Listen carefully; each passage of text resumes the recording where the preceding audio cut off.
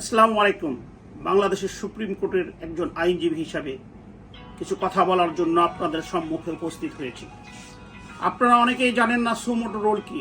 Suo motu role হচ্ছে আদালত স্বপ্রণোদিত হয়ে দেশের মানুষের প্রয়োজনে শুধু একটা পেপার নিয়ে যদি একজন আইনজীবী দাঁড়ায় সেই পক্ষে রায় দিয়ে থাকে। আজকে আপনারা দেখেছেন যে এই নিরীহ ছাত্রদের উপরে গুলি করা যাবে না সেই রিট পিটিশনটা খারিজ করে দিয়েছে সরকারি আইনজীবীরা। তার পক্ষে যুক্তি দিয়েছে যে রিট পিটিশনটা যথাযথভাবে লেখা হয়নি। আমি প্রশ্ন রাখতে চাই জাতির কাছে এবং মহামান্য আদালতের কাছে, যেখানে একটি পেপার আপনাদের সামনে উপস্থিত করে দেশবাসীর পক্ষে সুমোটো রোলের জন্য প্রার্থনা করা যায়, সেখানে একটি অ্যাপ্লিকেশন নিয়ে গিয়েছে যেটা এই মুহূর্তে শুধু বাংলাদেশের না, বাংলাদেশের মানুষের অস্তিত্বের প্রশ্ন।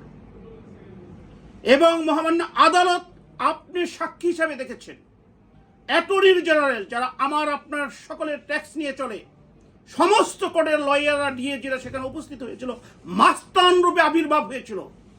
আর যারা আওয়ামী লীগের লয়ার, তারা কোনো পক্ষ না, শুধু আওয়ামী লীগ করার কারণে এই সরকারের পক্ষ অবস্থান নিয়েছিল।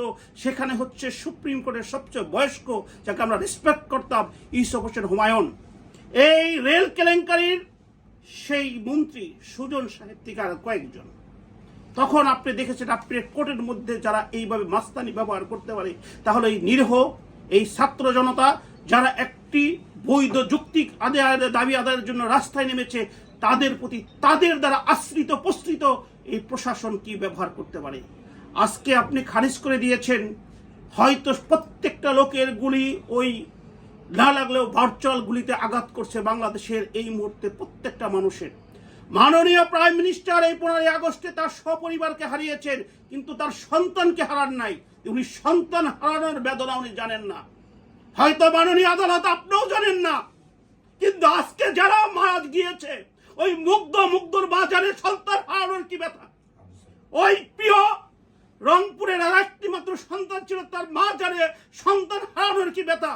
ওই মহান স্বাধীনতা যুদ্ধে প্রাণ দিয়েছিল রুবি, তার মা জাহানের ইমাম জানে সন্তান হারানোর কি ব্যথা। আবু সাইদের বাবা জানে সন্তান হারানোর কি ব্যথা।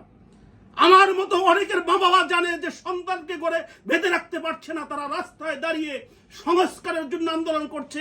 আর এক দফায় উপনীত হয়েছে, আপনারা চোখ বুঝে আছেন, যারা বারবার জনগণের ভোটটাকে চুরি ডাকাতি করে প্রতারিত করে ক্ষমতায় অবস্থান করেছে, তাদের বিরুদ্ধে জেগেছে। আমি যদি প্রশ্ন করতে চাই মাননীয় আদালত, আপনারা কি ভোট দিতে গিয়েছেন? ভোট দিতে পেরেছেন?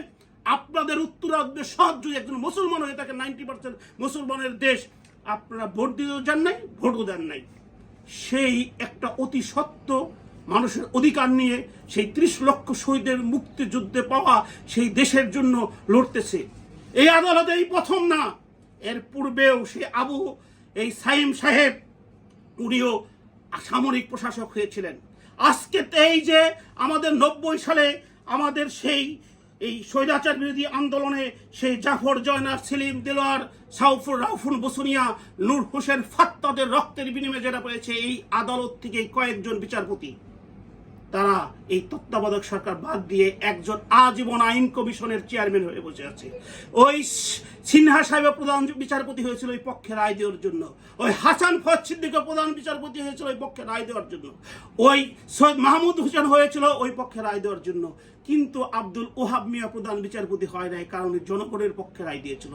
শামসুন নাজমুন্নারা প্রধান বিচারপতি হয় নাই, কারণ জনগণের পক্ষে রায় দিয়েছিল।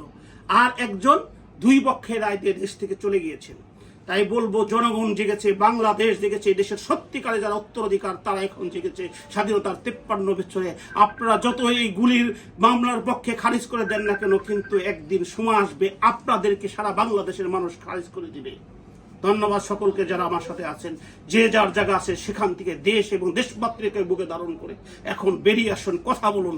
এইটাই আপনাদের একমাত্র সময়। 14তে বড় অধিকার হারিয়েছেন, 18তে হারিয়েছেন, 24-এ হারিয়েছেন। যদি প্রতিবাদ না করেন, এইভাবেই হারাবে। আর ওই ভোটে ওই ক্ষমতা দখলকারী দালালেরা ওই কোর্ট কাছারি থেকে আরম্ভ করে সব জায়গায় বসে থাকবে, আর আপনাদের ভাবে এইভাবে গুলি করার নির্দেশ দিবে। আপনাদের সন্তানদের বুক খালি করবে, কারণ তাদের সন্তানদের বুকের খালির ব্যথা তারা জানে না। তাই জাগুন বাংলাদেশের মানুষ। সকলকে ধন্যবাদ।